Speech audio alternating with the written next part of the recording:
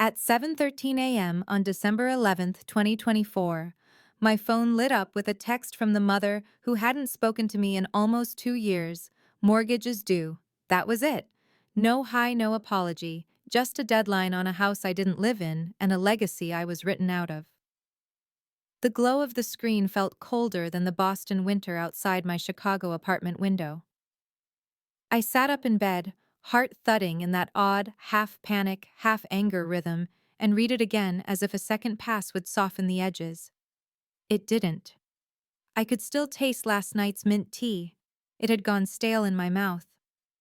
The silence after that message was louder than any fight we ever had. I typed back 3 words. Ask your heir. Then let the phone drop to the comforter. For a second, I just stared at the ceiling fan shadow sliding across the plaster, counting the blades, like I used to count ceiling tiles in my dad's office when he made me wait outside real meetings. If you've ever poured your whole self into something, missed holidays, skipped sleep, told yourself next promotion, next year, next time he'll see me, only to be told you don't deserve it, then you already know how this story starts. But trust me, you don't know how it ends. Before we get into the part where they beg me to save the company, my brother almost sank, do me a favor hit like, tell me where you're watching from and stick around, because the loophole I used to take back everything they stole. My father wrote it himself. I'm Megan Patterson, 32, born under white columns and a brass door knocker in Wakefield, Massachusetts, where our front yard held a hand-painted sign, Patterson Construction, Est de 1965. I used to trace those grooves with my finger on the way to school, the wood rough under my nail, thinking one day the name would be mine to keep. My grandfather William started the company out of a garage with a dented pickup and stubborn knuckles. He smiled in exactly 2 photos I've ever seen. In the one on my shelf, 1967 sleeves rolled over forearms like braided rope, he isn't smiling. He's set, determined. That picture became my North Star. Dad took over in '94 when Grandpa had a stroke. Contracts got bigger, hours got longer, and the family dinner table became a boardroom without minutes.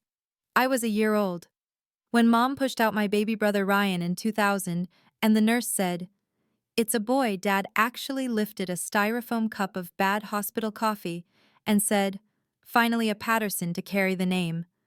I'd been alive 7 years. In that sterile room with the beeping machines and the smell of sanitizer, I learned what background felt like. Favoritism at our house wasn't loud. It was steady.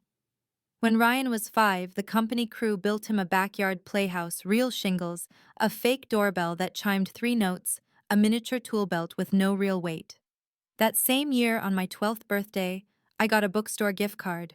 "Pick something nice, sweetheart," Mom said, then turned to help Ryan unwrap his tiny hard hat. When I brought home straight A's, Dad's, "That's nice," floated past me on his way to praise Ryan for dragging a math grade from a C to a B. When Ryan got caught drinking at a school dance, Dad chuckled, "Boys will be boys." When I came home 15 minutes late from a study session, I lost my phone for a week.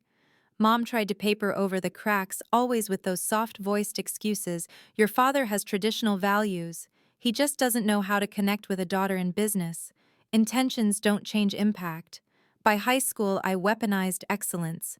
If I couldn't be wanted, I'd be undeniable. FBLA president salutatorian, by a razor-thin .03 internships nobody else wanted because they required spreadsheets, steel-toe boots, and Saturday mornings. I picked business administration and construction management at Northeastern, not because I dreamed of rebar, but because I thought if I spoke his language, he'd finally hear me. Summers at Patterson Construction meant 700 a.m. Clock-ins estimating spreadsheets, cost projections, schedule, float calculations, while Ryan went to golf outings to learn client relations. I gave Dad a 20-page green building expansion plan for Christmas senior year, government incentives, energy modeling, ROI projections. He flipped the cover, said, "We'll see," and set it under the tree skirt. That night he spent 2 hours teaching Ryan how to read a blueprint, while Ryan scrolled Instagram under the table. Mom squeezed my hand on the couch. "He just connects better with Ryan." I whispered back, "I'm not asking him to connect. I'm asking him to respect me." She didn't answer. At my college graduation, Dad's toast was to Megan, who always does things by the book. 6 months later, Ryan's graduation had tears a bear hug, and to my son who will carry this company into the future. I was right there, my own glass sweating in my hand. Something inside me cracked, not shattered, but fissured like glass under slow pressure. The Elmwood Medical Center project in 2019 was a $12 million monster with liquidated damages that could gut us. When the project manager quit 2 months in and Ryan was unavailable, Ibiza rooftop selfies, coconut drinks. You get the picture. Dad paced a groove into the office carpet. We can't be late, he kept saying, voice tight. I said, put me in. He hesitated. You've never led one this size. I've worked every inch of this company, I said. You know I can do it. He relented, but only if I kept him posted on everything. 14-hour days, 6 weeks straight, renegotiated subcontractor schedules, site inspections at dawn, cost reports at midnight, juggling city permits like flaming batons. We cut the ribbon 2 days early and under budget. Ryan, tan and smirking, held the giant scissors for the cameras. I stood at the back, dust on my jeans, a punch list in my pocket. The hospital CEO found me in the crowd, shook my hand and said, "This wouldn't have happened without you." Dad saw it. For a second the mask slipped, discomfort, maybe shame. Then he clapped Ryan's back. That's the Patterson difference. I went home to my one-bedroom reheated soup and a 10-year-old Civic that needed a new alternator. Ryan posted his new condo view with "Work hard, play harder" in the caption. I stared at Grandpa's photo under my desk lamp. Did he see me? Or would he have seen the martini and assumed all was well? More than once I almost quit. But where do you go when the thing you built is the thing breaking you? I bargained with myself, one more quarter, one more big save, one more chance Dad will notice. Spoiler, he didn't. He did something worse. May 18th, 2023. Dad invited us to dinner. Important announcement. I arrived early, scotch in hand, transition plan in my bag. The Patterson sign out front was peeling, vines creeping up the post. The hedges were untrimmed. It felt like a stage that knew the play was over but hadn't told the actors. Mom opened the door with a tight smile. Ryan's running late. Of course. 20 minutes later, he breezed in, hugging Mom, bragging about a boat deposit. We ate. Nobody mentioned the 3-year contract I'd closed 2 days prior. Then Dad raised his glass. I've decided it's time to think about the future. My chest buzzed, hope and dread in equal parts. Your mother and I are stepping back. We want to travel, enjoy our golden years, watch the business thrive under new leadership. I sat straighter. He turned to Ryan. We're transferring 72% of the company's stock to Ryan, effective immediately. The house and investment accounts too. He'll need collateral for growth. Mom's fork clinked on her plate. Thomas, what about Megan? He didn't look at me. She'll get a generous severance, 3 months' salary, and her company car. 15 years, 3 months. A 2014 Honda Civic. My throat burned. I am a Patterson, I said quietly. Or does that only count if I grow facial hair? Dad's jaw tightened. Don't make this about gender. Ryan leaned back, smirked. Relax, sis. Maybe I can find you something. HR or something. My chair scraped the tile so hard the legs squealed. The mantel shook. Grandpa's photo wobbled in its frame. Dad snapped. That's enough. I stared at him, the air metallic in my mouth. No, I said. It's just beginning. I walked out with the bottle I'd brought and a weight in my chest. That wasn't grief, it was ignition. I left Massachusetts for good that summer. Rented a walk-up in Chicago's Lakeview, registered my consultancy, poured my first bottle of scotch down the drain, and replaced it with a glass pitcher of water. Clarity over numbness. A year passed. Silence. Then that text, mortgage is due. Why was my mother, who didn't want to pick sides, asking me to pay a mortgage on a house my brother supposedly owned? The answer was exactly the mess you think it is, and worse. Because Ryan didn't just get the company, he leveraged everything he was handed, and still almost lost it all. And the only way to stop the foreclosure was to call in the one person they'd cut out, me. So I picked up my phone, heart steady now, and dialed back. Define, do, Mom, I said. Her voice cracked.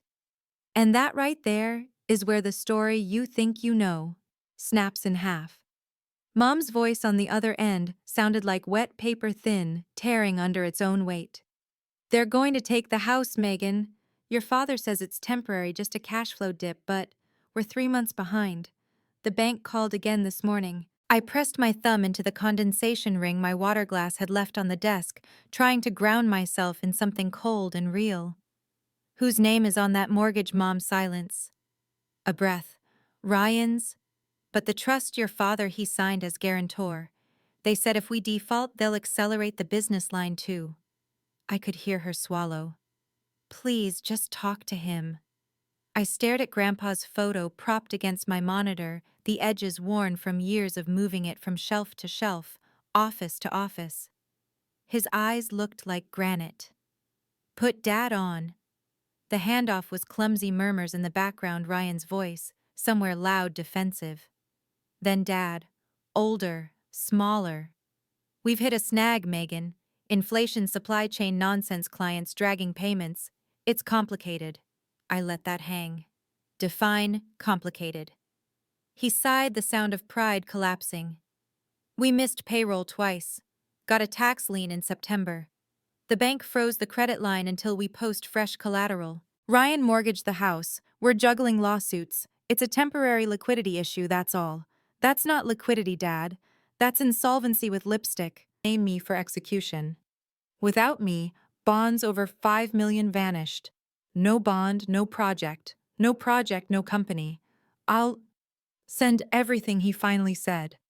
His voice cracked. I hung up.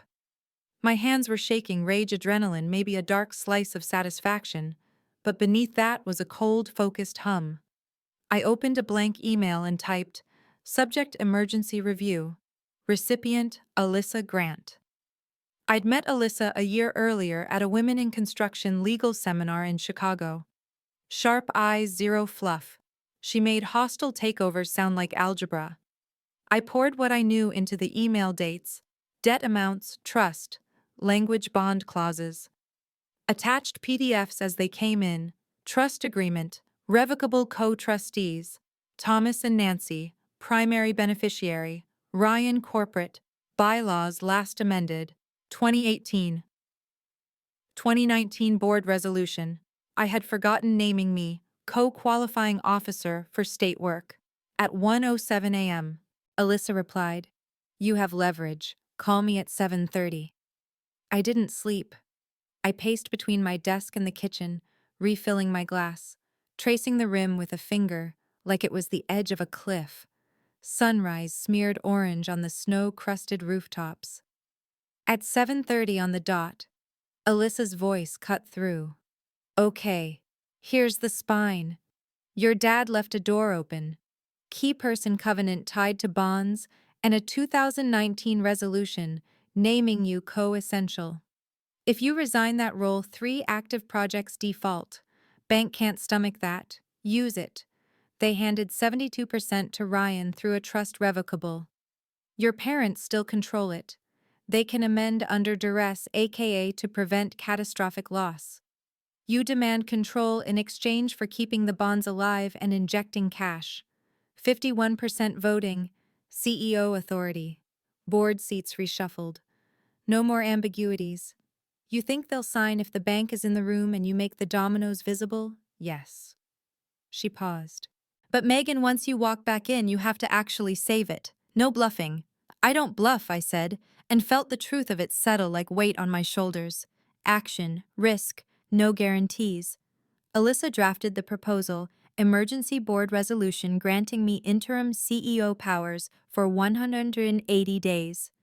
A stock purchase agreement where my $500K bridge loan converts into 51% voting shares if debt benchmarks aren't met in 90 days. a trust amendment that parks 40% of Ryan's shares in a voting trust I control until liens clear, clean lines, hard teeth. I wired $250K into an escrow account an hour later from my consulting reserves and a silent partner in Chicago who believed in me more than my own family ever had. My phone buzzed Mom again. Please be gentle with your father. I stared at the text, a laugh catching in my throat. Gentleness built the trap. Firmness was the only knife sharp enough to cut us out. I didn't answer. Instead, I called Eastern Bay Bank and asked for their commercial lending officer. Mr. Landry recognized my name. You handled Elmwood, didn't you? He said. Yes. And I'm about to handle this. Quietly. But I need you in the room when we present terms. He hesitated. We don't usually.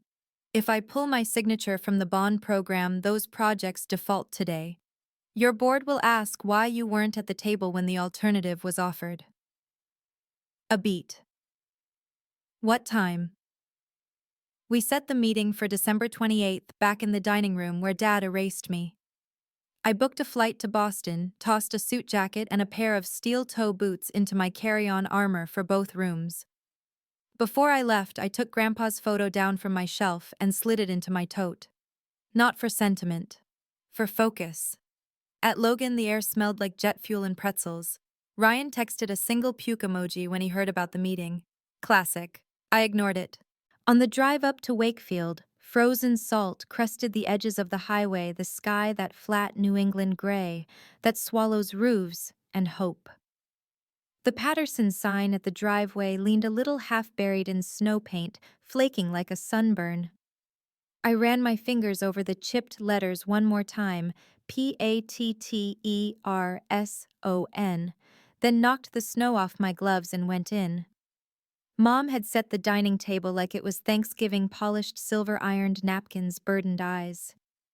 Dad sat at the head thinner than I remembered, pride tucked under his collar. Ryan scrolled his phone, smirk ready.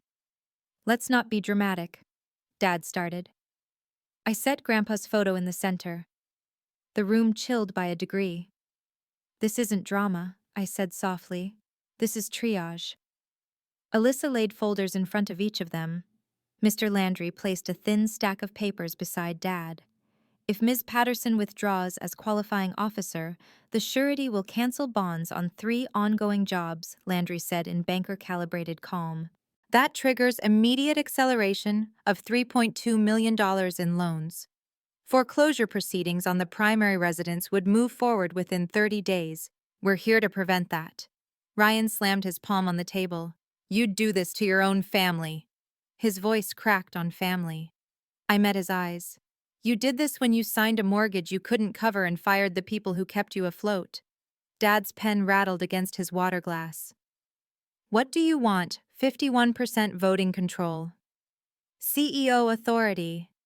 You and Mom amend the trust. 40% of Ryan's shares go into a voting trust I hold until the debts are cleared and the company shows 2 profitable quarters. Ryan stays, but in client relations only. Salary slashed to department head level. No company cards, no Porsche. Florida condo gone. Mom and you retire to advisory roles. No decisions. Mom's tears fell silently. Dad stared at the documents, jaw working. I could see the war in his eyes. Pride versus survival. Legacy versus the daughter he'd misjudged. He glanced at Landry, who gave a banker's shrug. Numbers don't lie. The only sound was the faint tick of the grandfather clock in the hall, counting down a legacy's last seconds. Thomas? Mom whispered, please. Dad's hand shook as he reached for the pen. I heard the scratch of nib on paper like a bone cracking. He hesitated halfway through his name. Eyes flicking to me, one last chance to pull back, to be the dutiful girl and take less. I didn't blink. He signed. Mom followed, knuckles white. Ryan shoved his chair back so hard it bruised the wall and stormed out the door, slamming with a hollow boom that rattled the chandelier. For a heartbeat, nobody breathed. Then my phone buzzed. Unknown number. A photo slid onto the screen, the rusted hood of Grandpa's old pickup half buried in a sawdust junkyard, flaking paint like dried blood. One word under it: remember. My stomach dropped colder than the snow outside. Someone was watching. Someone knew exactly which nerve to press.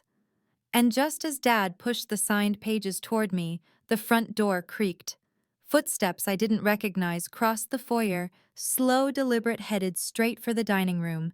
The footsteps were slow, deliberate, like someone counting tiles. Alyssa's head snapped toward the doorway. Landry's pen froze mid-tap. I felt my jaw lock.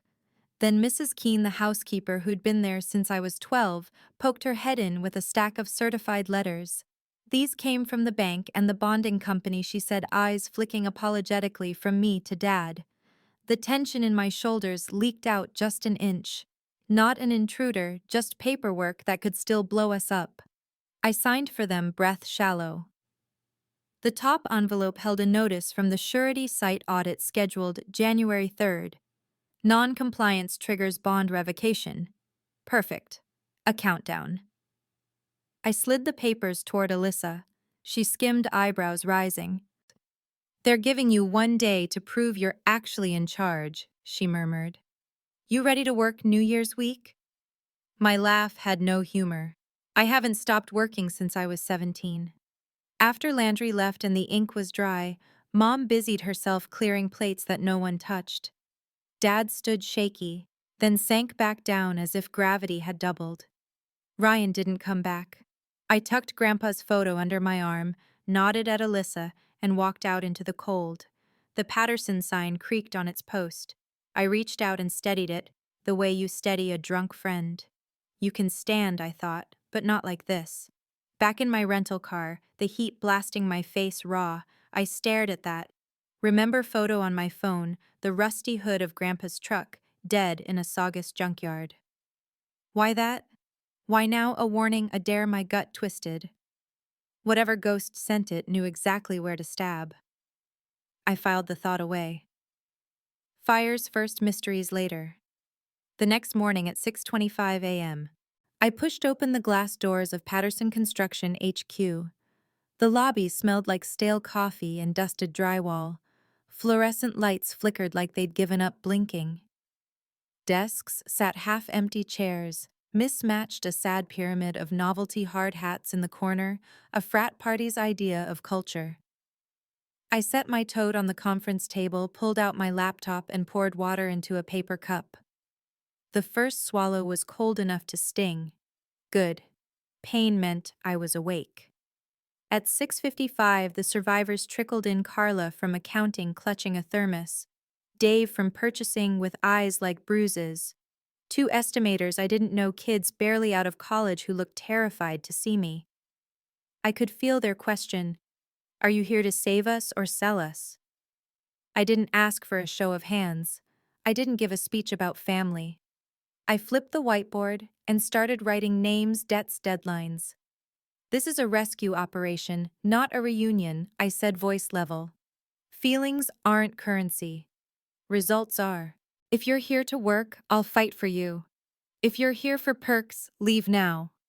No one moved. Good. I capped the marker. Now listen carefully. First order of business: bring back competence. I stepped into the hallway and dialed Dolores Rodriguez. She didn't pick up. I left a message. "D, it's Megan. I know why you left. I know who pushed you. I need you back. Equity bonus, real authority, and I won't let anyone sandbag you again. Call me." Next, Martin Chen. He answered on the second ring in that calm baritone I'd missed. "Thought you'd never call," he said. "I was hoping you would." "I can't promise easy," I said, pacing past framed photos of buildings that suddenly looked like tombstones. "But I can promise honest. I'll send you the offer in an hour." "Make it worth the abuse, boss," he said, soft chuckle, and hung up. Boss. The word landed in my chest like a weight I wanted. By 9:15, Alyssa had a draft employment offer in Martin's inbox.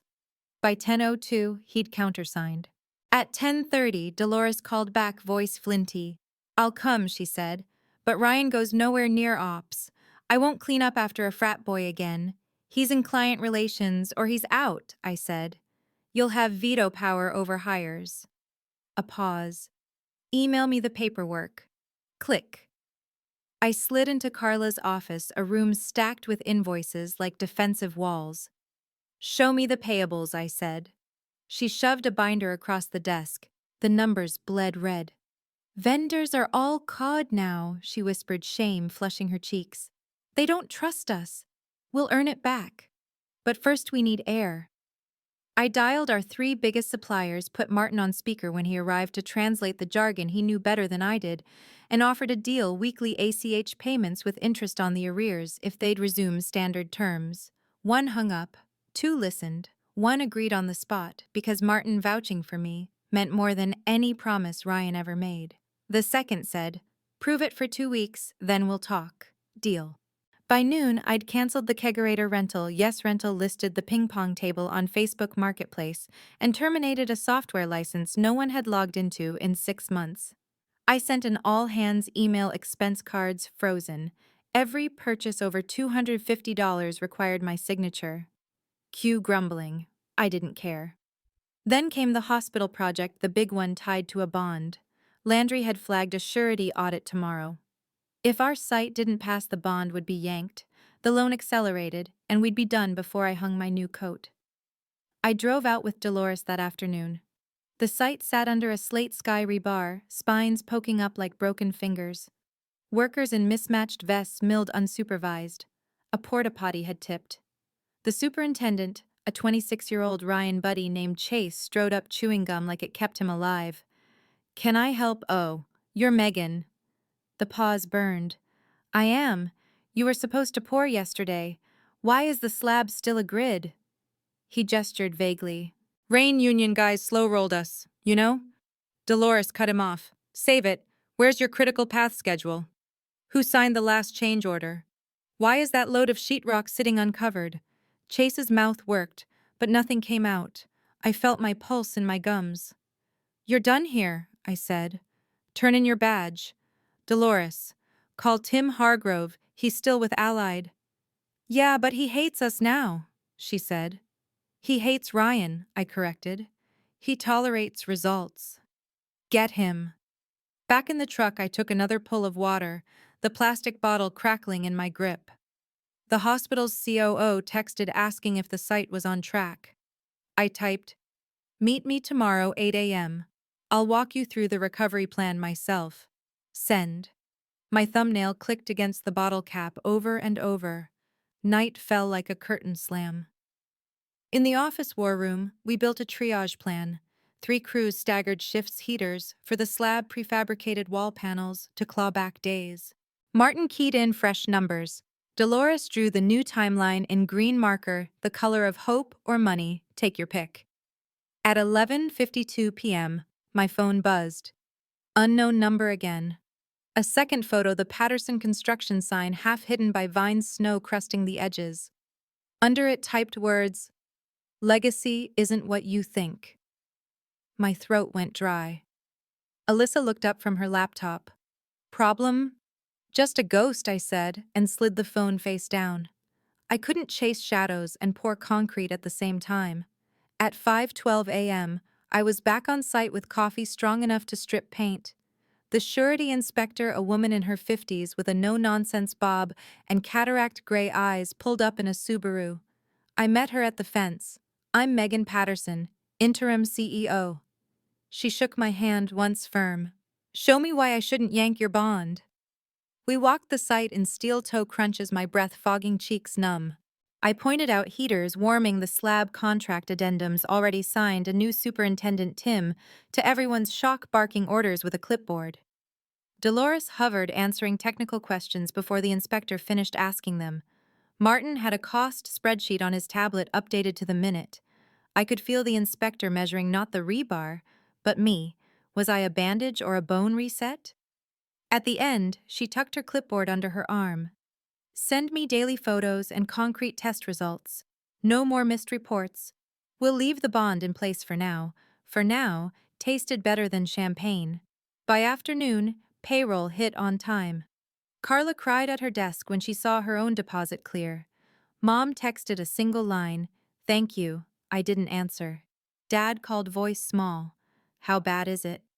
"We're bleeding, but I've got a tourniquet on," I said. "Don't move." He started to apologize. I let him. Not for me, for him. People need to hear their own regret out loud.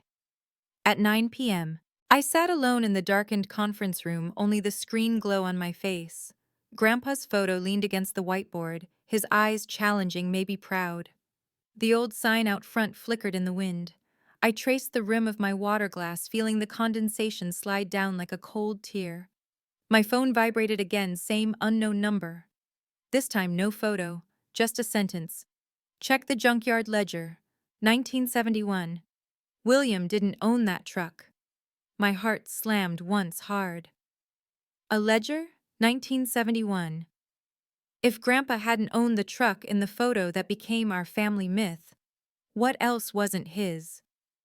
I stood so fast the chair scraped tile.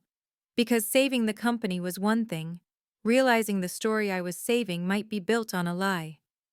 That's something else. And tomorrow morning the bank wanted proof of profit projections, while I suddenly needed proof of the past. Which fire do you put out first? The one under your feet or the one under your name, Mr. Landry wanted projections by noon, the surety wanted photos by 5, and my phone wanted me to believe my grandfather's truck never belonged to him. My chest felt tight, like someone had cinched a tool belt around my ribs. I took a slow sip of water, cold, clean, no burn, and decided keep the company breathing first, chase the ghosts second. But ghosts don't wait their turn. I spent the morning in the war room with Martin and Carla, spreadsheets glowing like X-rays on the screen. We hit cash flow positive in April. If big, if we close the hospital change order and restart the greenbuild bid. "Ryan killed Martin," said, tapping a cell that flickered orange.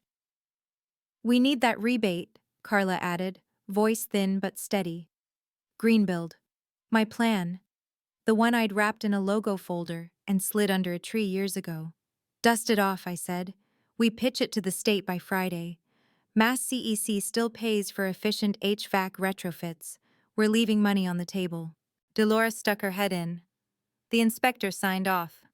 "Bond stays for now, but she's sending a second team next month." I felt my shoulders drop a fraction. "For now" was oxygen. "Good. Now fire chase officially. HR paperwork by end of day. Tim supervises the slab pour. I don't care if we rotate crews like a relay race, we hit that date." Dolores cracked a rare grin. "Copy that, boss." "Boss." Again. The word kept landing like a nail set clean. At 11:40, Landry appeared on Zoom, tie loosened, but eyes hawk-sharp. Alyssa sat beside me, laptop angled, every clause loaded like ammo. I slid Grandpa's photo to the edge of the table facing me. "Focus. Walk me through how you turn this ship," Landry said. "I didn't sell hope. I sold math and mechanics/discretionary overhead by 18%, restore vendor terms with interest sweeteners, revive the sustainable division for grant cash, settle 2 lawsuits through mediation." Dolores had already set one, and convert my bridge loan to equity if we hit the April targets. He nodded slow. "And if you don't hit them," Alyssa answered before I could. "Ms. Patterson has authority to liquidate non-core assets. She's also prepared to withdraw her qualifying officer status, which would, as you know, render your recovery scenario far uglier." Landry's mouth twitched. "Point taken. Monthly check-ins, full access to books. We'll hold the line if your numbers show up." He signed off. I let out a breath I didn't realize I'd been holding. Alyssa squeezed my forearm once. "You're doing fine. Fine doesn't fix $3.2 million, I said. But I smiled anyway. Because fine was better than forgotten. Lunch was a power bar inhaled between phone calls. Ryan finally showed his face, shuffling in like a dog called home after knocking over the trash. "You can't cut my salary like that," he started. My look stopped him. "You want in, earn it. You get residential remodels under $300K. No cash advances. No comps at Del Frisco's. Land one profitable quarter and we'll talk. His jaw flexed. I'm not your intern. Great. Then act like a professional and not a headline. Martin passing by didn't hide his smirk. Ryan deflated a little. Fine, he muttered. He left without slamming anything, a growth spurt in silence. At 4:00 p.m., Dolores called from the site. Concrete's down, weather's holding, we'll tarp at 6. I closed my eyes and let the relief thrum. One win. I turned back to my laptop and Googled Saugus Junkyard 1971 ledger. Nothing. Of course, paper doesn't index itself. My fingers drummed the desk. The text, check the ledger. William didn't own that truck buzzed like a mosquito in my skull. It wasn't just a taunt. It was specific. Somebody knew there was a record. I checked the clock. 6:12. Landry was done. Crews were wrapping and tomorrow's crisis hadn't hatched yet. I'll be back in 2 hours, I told Carla. Email me if anything bleeds. She frowned. Everything okay? Just tying a loose thread, I said, grabbing my coat and the photo. The sky was bruise purple when I pulled into the junkyard off Route 1, a place that smelled like rust oil and old stories. Chain-link fence, a German shepherd that barked itself hoarse, and a corrugated metal office with a crooked open sign. A bell rang when I pushed the door. The man behind the counter looked like he'd been part of the inventory since '85, grease-stained cap, nicotine fingers, eyes that missed nothing. Help you? Looking for old ledgers, early '70s, truck sales scrap titles. He laughed. We're not the DMV, sweetheart. The word prickled. I set Grandpa's photo on the counter, tapped it. Someone sent me this. He leaned in, squinted. Huh. That old Ford. '67 maybe truck like that came through here 100 times. They said your ledger would show it never belonged to him. A beat. Curiosity cracked his cynicism. Why do you care? Because my whole life is built on the story of that truck. He chewed that over, then shrugged. Basement. 40 minutes. Don't touch the boxed carburetors. He disappeared and reemerged with a milk crate of dusty binders. My lungs burned from the mildew. I flipped pages, handwritten entries, VINs, names, amounts. 1970. 1971. My finger traced down columns, heart pounding like a framing hammer. There. Ford F100, blue VIN, 9Y12345, purchased from H. Knox, $240, sold to W. Patterson cash.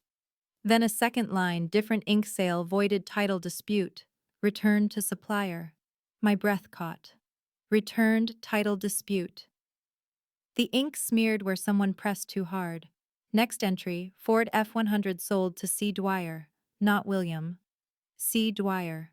The name pinged somewhere, Dwyer Construction, a competitor Grandpa hated.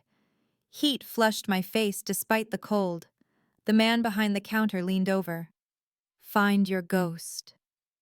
My fingertip rested on the line like it could burn through. Maybe. My phone buzzed. Alyssa. Where are you?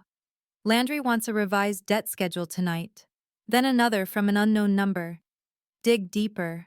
The first job wasn't his either. My knees felt light. If Grandpa's first truck wasn't really his, and the first job, what else was borrowed, stolen, repainted? My chest tightened. Did it matter? I'd saved a company built on sweat and grit. Was the origin myth sacred or a distraction? The man cleared his throat. Listen, lady, we're closing. I snapped a photo of the page, put the binder back, and climbed the stairs, legs shaky. Outside, the wind slapped my face awake.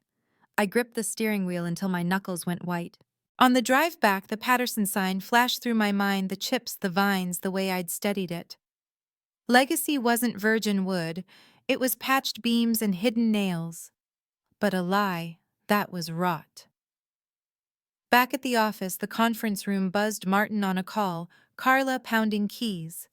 Dolores rolling out a revised schedule like a battle map. I slipped in, kept the junkyard dirt to myself for now, and dove back into numbers. Midnight came and went.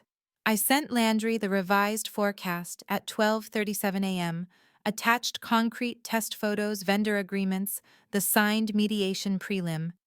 The reply came in minutes. Proceed. See you in 30 days. I sagged into the chair, every muscle humming with exhaustion. Water, sip, breathe. Grandpa's photo leaned against my laptop again, that same jaw, those same eyes. I looked at him and whispered, "What did you take?"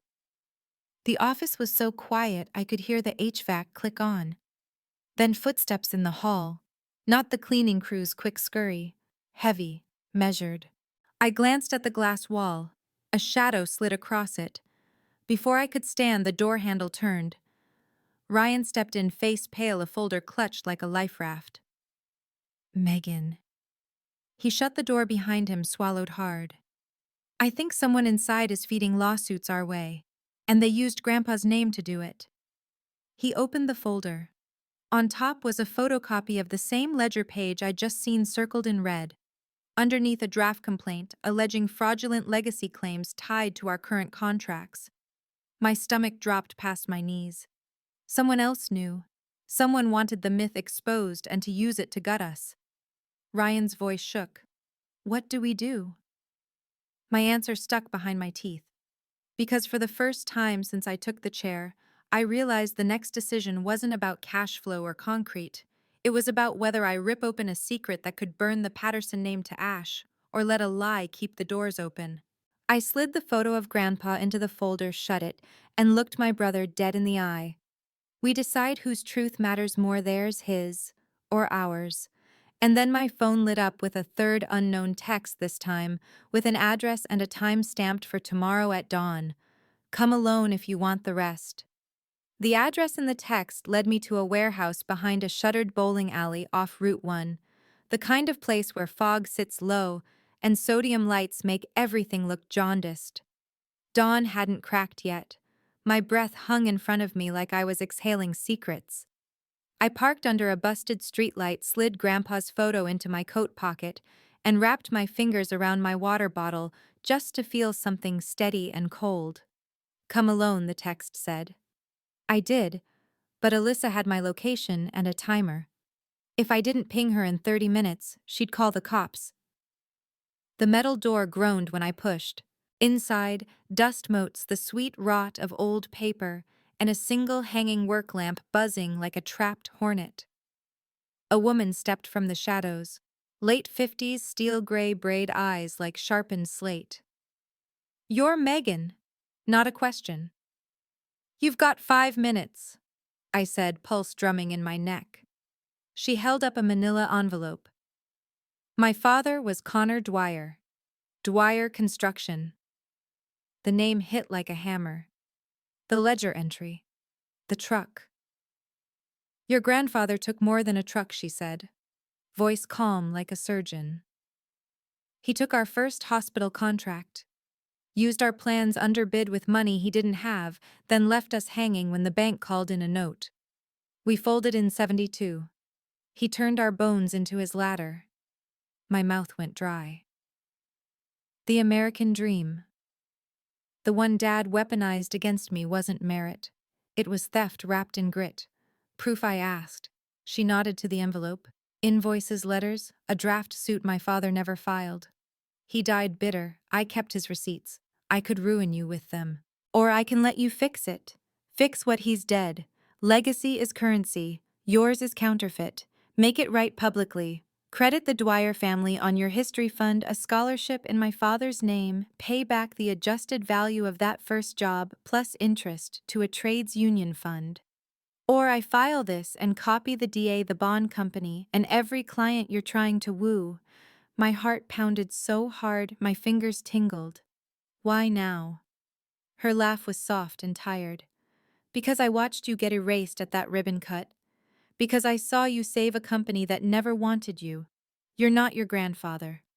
Prove it. She set the envelope on an overturned crate, turned and melted back into the dark like she knew every creak of that warehouse. I grabbed the packet, backing out into the cold. My hands shook so hard I nearly dropped my keys. In the car's dome light, I saw the top page, Connor Dwyer letterhead dated July 12, 1971. William, You swore this was a partnership. I slammed it shut. Not here.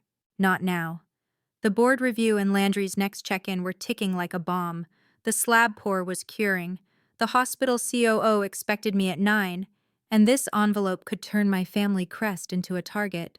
I texted Alyssa safe. On way. Have new problem. All caps. Her reply came quick, problem like we can ignore, or problem like call insurer. I typed legacy fraud. Will explain. On site at 8:58, I put my hard hat on like a helmet before a firefight. The COO's breath fogged in the air. She scanned the grid of heaters and tarps with a tight-lipped nod. Looks organized now, she said. We'll still fine you if you miss the secondary milestones. We won't, I said and willed my spine to be steel. Dolores slid in with updated Gantt charts. Martin rattled off cost deltas. Tim barked at a crew about rebar ties. No one mentioned Dwyer or legacy. They couldn't see that fire yet. By noon, I'd refiled the green build application copy-pasted from my old plan, but with modern numbers and one bitter smile. Carla confirmed payroll cleared again. One vendor moved us off COD. Small victories that felt like stitches in a wound that wouldn't stop bleeding. I left the envelope unopened on my desk, the way you leave a grenade where you found it until you know which wire to cut. Mom texted dinner tonight. Just you and me. I stared at it. Part of me wanted to scream, "Did you know?" Part of me wanted soup and silence. I typed busy. Rain check. Alyssa swung into the conference room mid-afternoon, her heels clicking like a metronome. I slid the envelope across the table. She skimmed the top page, then the ledger copy Ryan had shown me last night. Her pupils narrowed. How many copies? 2 sets that I know of. One at the junkyard, one in her hands. Maybe more. And she wants restitution, not blood. Public restitution, I said. We rewrite the website fund a scholarship pay into a union fund. Alyssa considered. Honestly, that might strengthen you with modern clients. Transparency sells. The bank won't care how Grandpa got the first truck if your EBITDA is clean. But if she files and the DA sniffs fraud on current statements, even if it's ancient, Landry could panic. I leaned back, thunked my head gently against the chair. So I own the truth before it owns me. Exactly. Control the narrative. She slid the envelope back. After we survive this quarter, she gave me a deadline. She didn't need to. The threat is implied. I closed my eyes and saw the Patterson sign half swallowed by vines. You can't repaint rot. You replace boards. We'll do it, I said. On our terms. After the bond audit and Landry's 30-day review. Alyssa nodded. I'll draft language. Quiet call with Dwyer first. No signatures until cash flow stabilizes. She paused. Megan, you okay? I let out a breath that trembled. I can handle losing money, losing my story. That's new. She squeezed my shoulder and left, already voice-noting herself clauses. Evening bled into night. The office fluorescents hummed. Outside, snow began to spit tiny daggers against the glass. Ryan hovered in the doorway like a kid after curfew. You didn't tell me where you went. You didn't ask, I said. He stepped in, shut the door. I found something else. He slid me a stack of emails, anonymous tips sent to a plaintiff's attorney CCing a disgruntled former CFO. They're building a case that we misrepresented our bonding capacity. They mention Grandpa, but they're aiming at you. My stomach clenched. Who sent them? Looks like they're using a VPN. But the writing, Dad thinks it's Jim. The PM I fired. Ryan fired, I corrected. Either way, he knows where the bodies are buried. Ryan's face crumpled briefly. I messed up. The admission hung between us like a thawing icicle, dangerous and delicate. Then help fix it, I said. Code every client file, flag anything that looks off. If there's a misrepresentation, I want to be the one to tell Landry, not some lawyer with a press release. He nodded and left without argument. Progress. At 10:43 p.m., Mom showed up at the office with a Tupperware of lasagna. You'll get sick if you keep eating bars and coffee, she said, setting it down like a peace treaty. She looked smaller under the fluorescent lights, the armor of country club pearls swapped for a pilled cardigan. "Did you know about Grandpa?" I asked. Her eyes widened, then softened. "No. Your father worshipped him. William never told us anything but the bootstrap stories." She swallowed. "Does it change who you are?" The simplicity of it stung. "No," I said. "But it changes how I tell it." She nodded, the corners of her mouth trembling. "Then tell it better." She kissed my forehead, a quick press like I was 5 again, and left the lasagna cooling on the table. I ate it cold, standing fork scraping Tupperware because even warriors need carbs. Midnight again. The war room was empty except for me and the hum of the heater.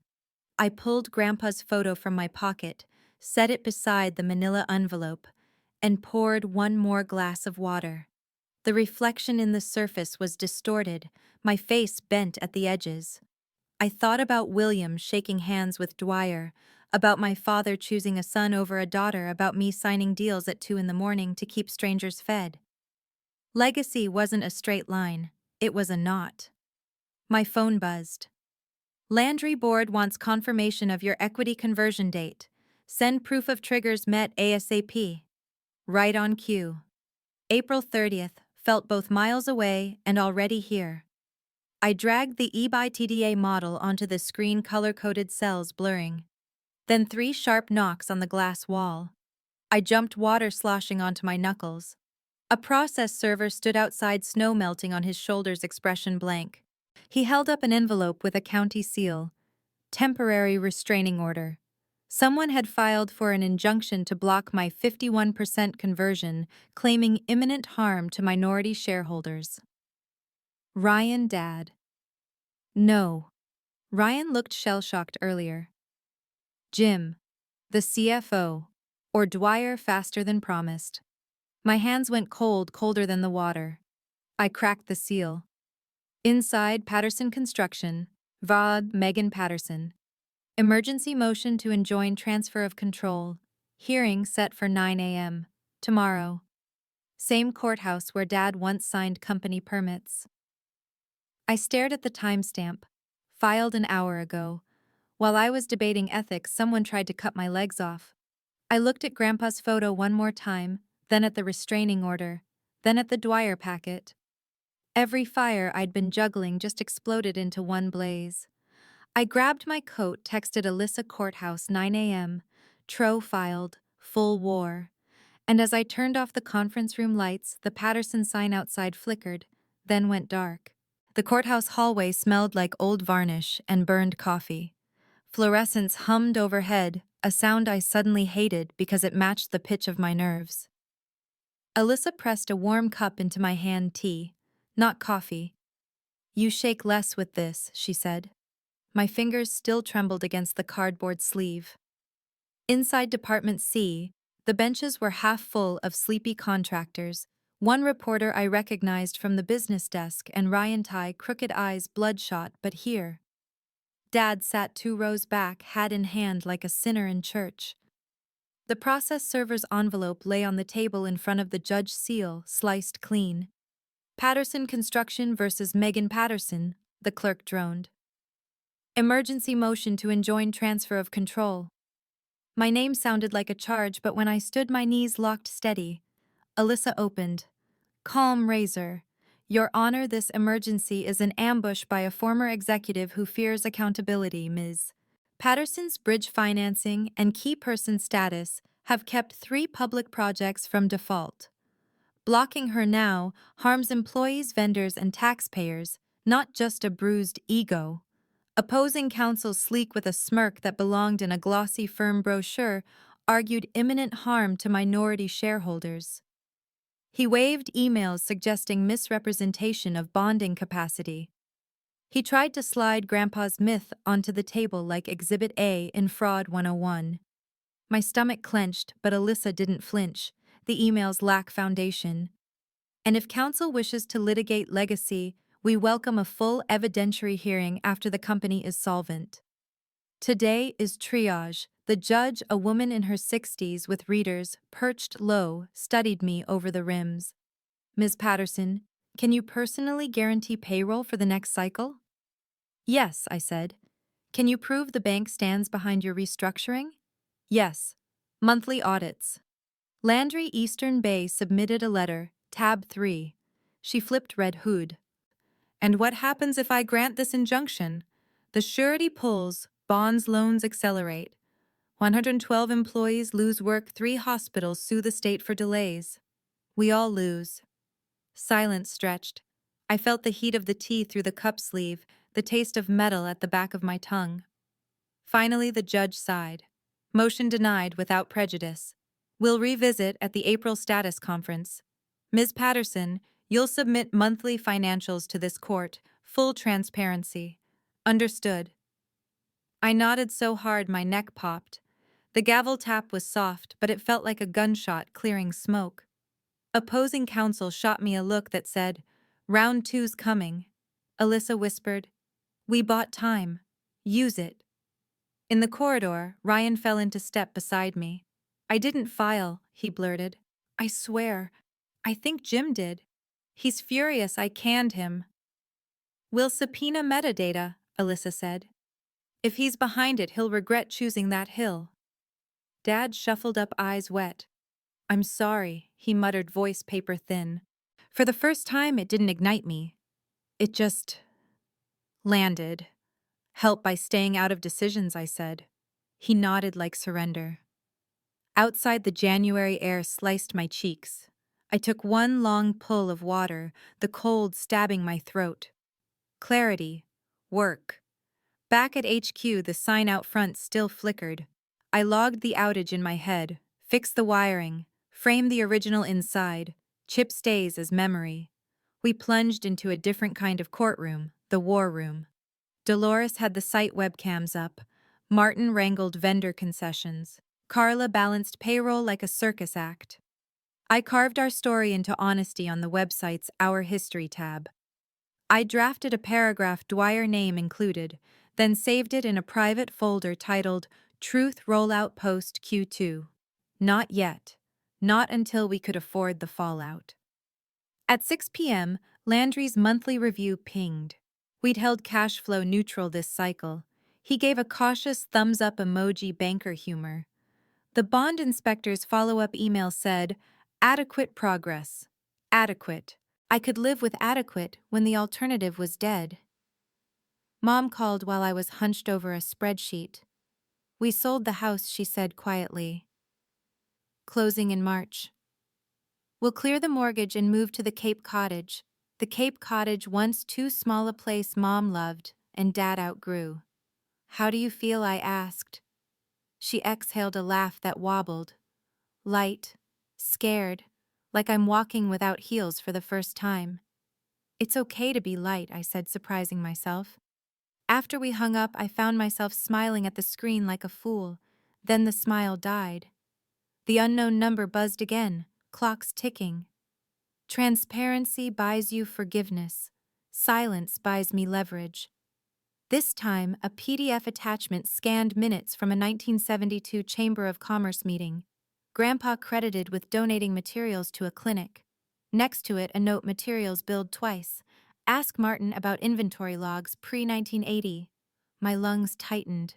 If there were double bill ghosts buried in dusty ledger books, and if an attorney with a grudge found them before I did, Landry would run. The judge would freeze me out and the surety would nuke us. I marched to Martin's desk. "How far back do archived inventory logs go?" He blinked. "Paper basement. Why?" "Because someone else is excavating our past. I'm not letting them find bones before I do." We spent an hour in the bowels of the building. Concrete smells, spiderwebs, boxes labeled in Dad's blocky handwriting. 1970, 1975 inventory. I coughed dust out of my lungs and flip-flipped through yellowed carbon copies. And there it was. Outgoing sheetrock recorded twice, once under Dwyer's old PO, once under our clinic job. Grandma's neat cursive note, "Fix with William." Fix or hide. "We'll scan it," Martin said, face gray. "And then we decide if we hand it to Alyssa or to the fire." Back upstairs, the office was empty. Night again. The water pitcher sweated on the conference table, a ring marking where my cup sat every night. I poured, looked at my reflection waiver. My phone vibrated with a message from someone I didn't expect. Dolores. Quick heads up, Jim's been DMing the younger crew telling them you're a tyrant, trying to peel people off. I shut it down, but he's not done. Another fire. I typed back. Thanks. Document everything. Ryan poked his head in, hesitant. He texted me too, said if I testified that you forged numbers, he'd make sure the truth came out about William. He swallowed. I told him to shove it. Good, I said. Keep the texts. Forward to Alyssa. We build our case before he builds his rumor. We sat in silence for a beat, siblings at a war table. Do you ever hate him? He asked. Grandpa Dad. I chewed that. I hate what he chose. I don't know if that's the same thing. Ryan nodded, eyes glassy. I didn't deserve it, he whispered. Any of it. Then earn what's next, I said. He nodded again and left. It struck me then I didn't need his apology. I needed his competence. Around midnight, my inbox chimed. Alyssa had sent a draft legacy statement, the kind of thing companies release when they get ahead of scandal. It was honest without being masochistic, contrite, without groveling. I read it twice, fingers cold despite the heater, and pictured Dad's face when he saw the Dwyer name on our site. Would it break him or free him? I saved it. Later, I whispered to the empty room. At 1:03 a.m., my Chicago team pinged the grant pre-approval, came through $250K for the Sustainable Retrofit Division. A breath of fresh paid air. I grinned into my water glass, the condensation slick on my palm. Symbols matter. Cash matters more. The sign outside our building flickered again, then steadied. I took it as a wink from the universe. I shut down my laptop, tucked Grandpa's photo into my bag, and grabbed my coat. The hallway was dark, only exit signs glowing. My footsteps echoed. At the lobby, snow hissed against the glass like static. When I pushed the door, a soft thud hit the mat, an envelope slid under the gap. Manila, no return address. Heart and throat, I bent, picked it up. Inside, a single Polaroid of the Patterson sign, the night it first went up in 1965, fresh paint, no vines. William and Connor Dwyer, both in frame, shoulders almost touching. On the back, handwritten in a familiar scrawl, Grandma's partnership day. Don't forget who helped. Under it, a fresh note in black marker. Tomorrow, 10 a.m. Press will ask about your myth. Tell the truth, or I will. My phone buzzed an instant later. Landry wanting confirmation of a press briefing. He'd heard rumors about the judge's clerk requesting our first monthly report by noon, and Alyssa texting, "Call me now." Plaintiff just amended. They're subpoenaing the junkyard. Every nerve in my body fired at once. The door behind me whooshed, cold, rushing in, and a shadow stretched across the lobby floor. Someone else had waited for me to read that note. I straightened, clutching the Polaroid, the water bottle still in my other fist, plastic crinkling. Megan, a voice asked from the dark. Not Alyssa, not Ryan, not Dad, and definitely not a stranger. It was a voice I hadn't heard since the night I got fired from my own legacy, a voice that knew where every number hid. We need to talk about what your mother signed in 2019, it said. He stepped into the lobby light and the years snapped into focus. Jim Pierce, our ex-CFO, hair thinner, bitterness, thicker. Your mother signed a side letter in 2019, he said, voice low. A stability consent. If control ever shifted to you without Thomas's approval, the trust could snap back to Ryan and the bank could call every note. I drafted it. She thought she was protecting family harmony. You need to neutralize it before Landry finds it, or before Dwyer's people waive it in court. My mouth went chalk dry. Why tell me? He shrugged. Because I'm tired of being Ryan's fall guy. And because if Patterson burns, so does the pension I'm still owed. He slid a thumb drive across the mat, turned, and vanished into the snow like a ghost who'd done his penance. I stood there, Polaroid in one hand, thumb drive in the other, water bottle crinkling under my grip. Legacy leverage lies stacked like unstable scaffolding. I texted Alyssa, new doc. Side letter, need nuke plan. She replied instantly, bring it, now. Upstairs, the war room hummed at a lower pitch. Dolores gone home. Martin half asleep over a spreadsheet, Carla snoring softly at her desk. I plugged the drive in. There it was, a PDF with Mom's looping signature under legalese that basically said, if Megan muscles in without Thomas's blessing, revert. My stomach plunged. Blessing wasn't defined. The judge had denied the injunction. Dad had signed the emergency resolution, but this could still be a tripwire. Alyssa read over my shoulder on FaceTime, jaw tight. Good news, it's voidable. It conflicts with the later board resolution and violates Massachusetts corporate law on fiduciary duty when insolvency looms. Bad news, we have to file first. Preempt. Tomorrow. I rubbed my temples. Tomorrow I also have a press gaggle at 10, asking why Grandpa's truck wasn't his. Then we control both stories at once, she said. We file a declaratory judgment action at 9, hold a press briefing at 10, and give Landry financials at noon. Welcome to Thursday. I laughed, too loud, too sharp.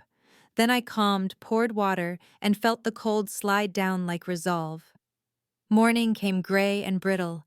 I pinned the Polaroid to my bulletin board beside Grandpa's photo, two truths in tension. Before dawn, I retyped the Our History statement.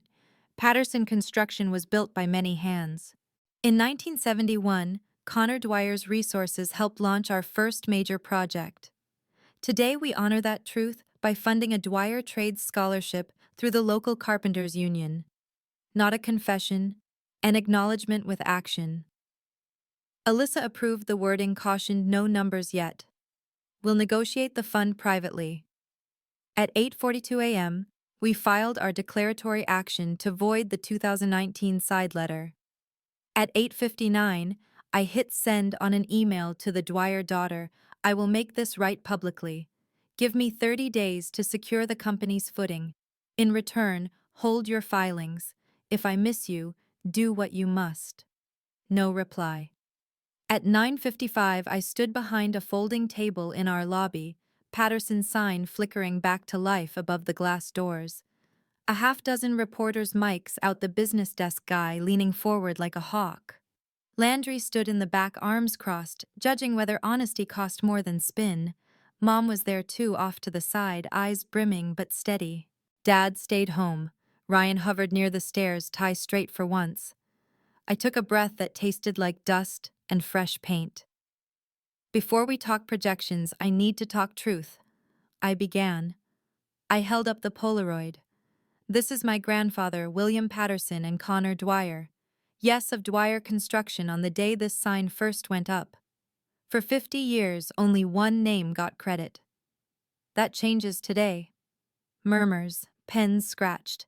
I told it clean, early support, disputed truck title, double-billed sheetrock in 1972, discovered in our archives last night. We've notified our bank, our bond company, and the court. We're commissioning a third-party audit of pre-1980 records and will publish the findings. We will endow a trade scholarship in Connor Dwyer's name and correct our public history.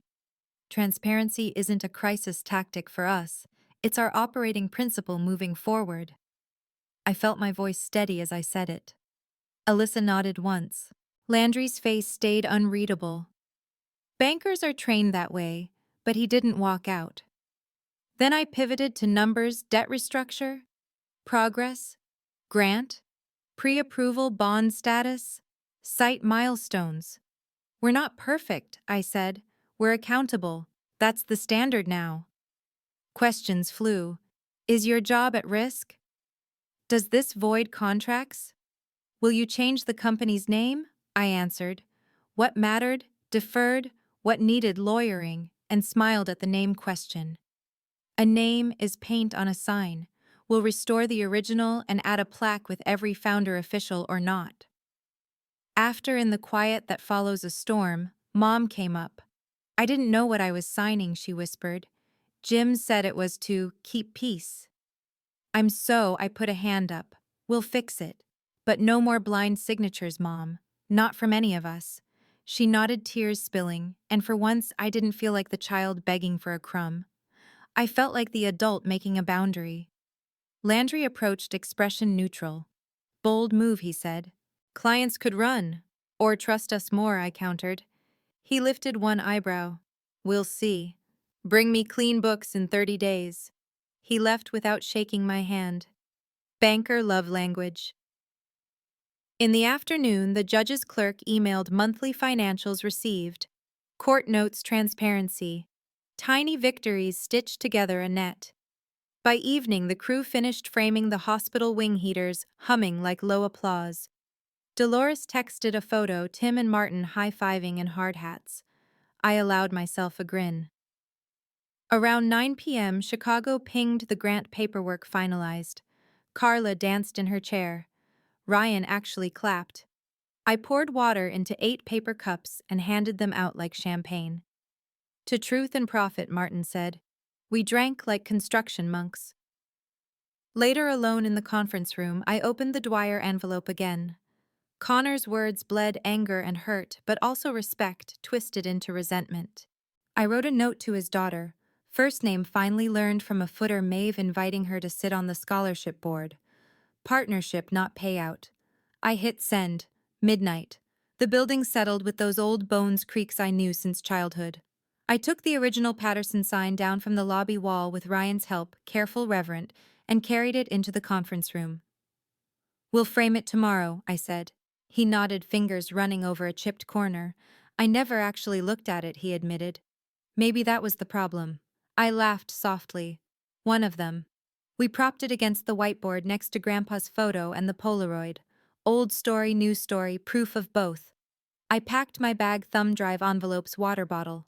The plastic crackled, the sound weirdly comforting now. I turned off the lights. In the dark hallway, exit signs glowed green like tiny beacons. My phone buzzed, a text from Maeve, 30 days. Don't make me regret this. Another from Alyssa Judge moved April status up to March 15th. More pressure, Eels faster win. A third from an unknown number, different tone, different cadence. Nice speech. But you missed one ledger. Basement. Box labeled Christmas lights. Open it. My feet stopped. Christmas lights. We'd been in that basement all week.